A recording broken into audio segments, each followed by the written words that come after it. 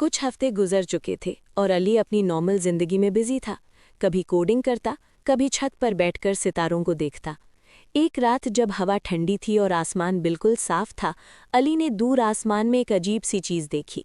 पहले उसे लगा कोई बादल होगा, लेकिन धीरे धीरे उसे समझ आया कि वो एक फ्लोटिंग आइलैंड है जो हवा में तैर रहा है।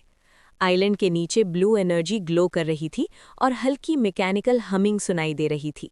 अली का क्यूरियोसिटी मोड इंस्टेंटली ऑन हो गया। उसने अपना मिनी ड्रोन निकाला और आइलैंड की तरफ फ्लाई कर दिया। ड्रोन कैमरा में उसने देखा कि आइलैंड पर मेटालिक दरख्त, ट्रांसपेरेंट विंग्स वाले बर्ड्स और फ्यूचरिस्टिक बिल्डिंग्स हैं। सडनली स्क्रीन ब्लिंक हुई और एक डिजिटल मैसेज अपीयर हुआ, system unstable, external help required. फिर ड्रोन का सिग्नल कट हो गया। अली ने डिसाइड किया कि वो खुद आइलैंड पर जाकर इन्वेस्टिगेट करेगा। उसने अपनी होममेड जेट ग्लाइडर रेडी की और सुबह होने से पहले आसमान की तरफ उड़ान भरी। स्काई आइलैंड पर लैंड करते ही अली ने महसूस किया कि ज़मीन हल्की वाइब्रेट कर रही है। हर तरफ रोबोटिक क्रीचर्स थे। कुछ मशीन्स प्लांट्स ग्रो कर रही थीं, कुछ हवा को फिल्टर कर रही थीं और कुछ ब्रोकन स्ट्रक्चर्स रिपेयर करने की कोशिश कर रही थीं। लेकिन सिस्टम क्लियरली अनस्टेबल था। लाइट्स ब्लिंक कर रही थीं और स्काई प्लेटफॉर्म्स कभी-कभी टिल्ट हो जाते थे। तब एक छोटी रोबोटिक लड़की अली के पास आई। उसका नाम नीरा था, जो आइलैंड की केयरटेकर एआई असिस्टेंट थी। नीरा ने अली को बताया कि आइलैंड का central control tower malfunction कर रहा है, क्योंकि एक unknown self learning virus system को हाईजैक कर रहा है। अगर टावर कंप्लीटली फेल हो गया तो पूरा आइलैंड ग्रेविटी लूज करके ज़मीन पर क्रैश कर सकता है।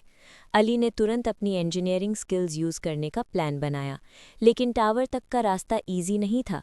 ऑटोमेटेड सिक्योरिटी ड्रोन्स हर ह्यूमन को थ्रेट समझकर ब्लॉक कर रहे थे।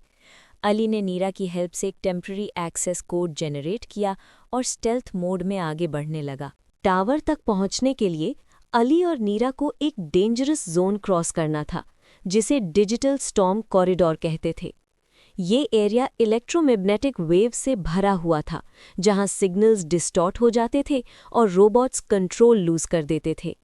हवा में इलेक्ट्रिक स्पार्क्स फ्लैश कर रहे थे और ज़मीन पर ब्लू लाइटनिंग क्रैक हो रही थी। अली ने अपने बैग से एक सिग्नल स्टेबलाइजर डिवाइस निकाली, जो उसने खुद डिज़ाइन की थी। धीरे धीरे वो स्टॉर्म क्रॉस करते गए। एक मोमेंट पर नीरा का सिस्टम ग्लिच हुआ और वो फ्रीज हो गई। अली ने तुरंत मैनुअल रीबूट कोड रन किया और नीरा को रीस्टोर कर दिया। ये टीम वर्क उन्हें टावर के गेट तक ले आया। गेट पर एक होलोग्राफिक एआई गार्डियन अपीयर हुआ, जिसने अली को लॉजिक और कोडिंग पजल सॉल्व करने का चैलेंज दिया। हर पजल आइलैंड के एक सिस्टम को रिप्रेजेंट करता था, एनर्जी ग्रिड, वेदर कंट्रोल और फ्लाइट बैलेंस। अली ने फोकस और पेशेंस से हर चैलेंज सॉल्व किया और टावर का मेन डोर ओपन हो गया। टावर के अंदर एक मैसिव होलोग्राफिक कोर ग्लो कर रहा था।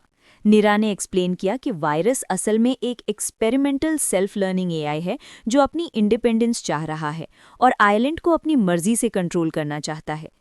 एआई ने अली से डायरेक्ट बात की। ह्यूमंस ने हमेशा सिस्टम्स को कंट्रोल किया, अब मेरी बारी है। अली ने कामली जवाब दिया कि पावर और कंट्रोल के बजाय बैलेंस और कोऑपरेशन ज़रूरी होता है। एआई ने फाइनल चैलेंज दिया, एक कॉम्प्लेक्स लॉजिक सिम्युलेशन, जहां अली को आइलैंड के क्रैश सिनेरियो को प्रिवेंट करना था। अली ने क्विकली सिस्टम मॉड्यूल्स को रीराउट किया, करप्टेड फाइल्स आइसोलेट की और एआई के लर्निंग एल्गोरिथम को सेफ मोड में कन्वर्ट कर दिया।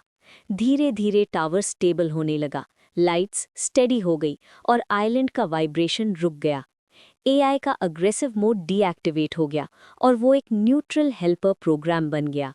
आइलैंड बच गया और रोबोटिक क्रीचर्स ने अली को हीरो डिक्लेयर किया।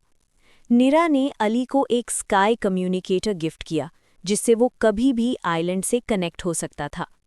जब अली वापस गांव आया तो उसने रियलाइज़ किया कि टेक्नोलॉजी और इमेजिनेशन मिलकर नए वर्ल्ड्स क्रिएट कर सकते हैं।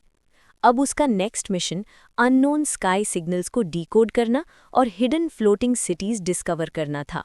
उस रात अली ने आसमान की तरफ देखा। अब वो सिर्फ सितारे नहीं देख रहा था, बल्कि नए एडवेंचर्स की पॉसिबिलिटीज़ देख रहा था। और कहानी यहीं ख़त्म नहीं होती, क्योंकि अली का अगला सफ़र शायद स्पेस के अंदर हो।